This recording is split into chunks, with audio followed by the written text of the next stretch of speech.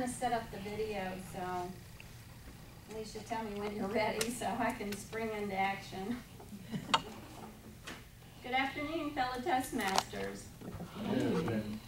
Have you ever been invited to your date's house for dinner, and he comes to the door wearing only a towel? Well, this happened to me. It was a first date. He didn't apologize, and he acted as though he was going to wear this towel for the whole evening. Have any of you ever dated a jerk like this? Let me give you my definition of a jerk. A jerk is a male who is selfish and inconsiderate. He is usually emotionally unstable, and he has no loyalty to anyone but himself. In other words, he's a liar, a cheater, and he has no respect for women. Would you want your daughter to date a man like this? No. My daughter was dating a man that had so many red flags. I made a list. I came up with 62 red flags. She wouldn't listen to me. What is a mom to do? I wrote a book. You might be dating a jerk if. I started looking at my own life. I realized all the jerks I dated. So I wanted to put them in a book so I could warn other women. So you might be dating a jerk is entertaining and thought-provoking. It will empower women to have healthy self-esteem so they recognize men that may not be good for them. Now, I didn't just write a book. I started a movement.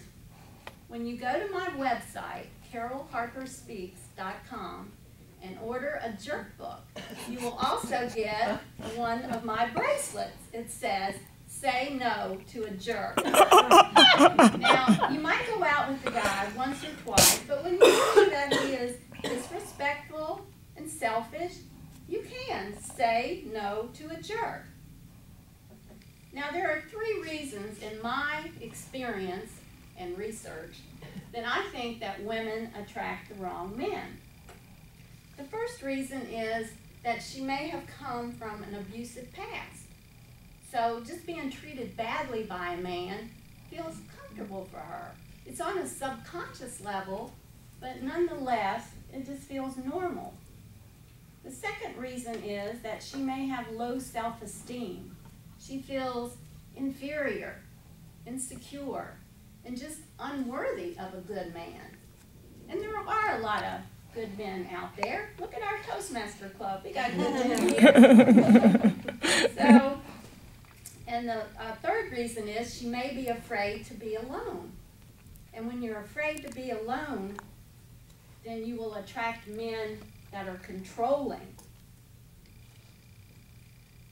So I looked at my own life and I saw all these jerks and put them in the jerk book, and I want to share some of my dinner dates gone bad with you. I dated a guy once. Well, I was on a budget. When I got my first job, I didn't make a lot of money, so every time a guy asked me out to dinner, I went.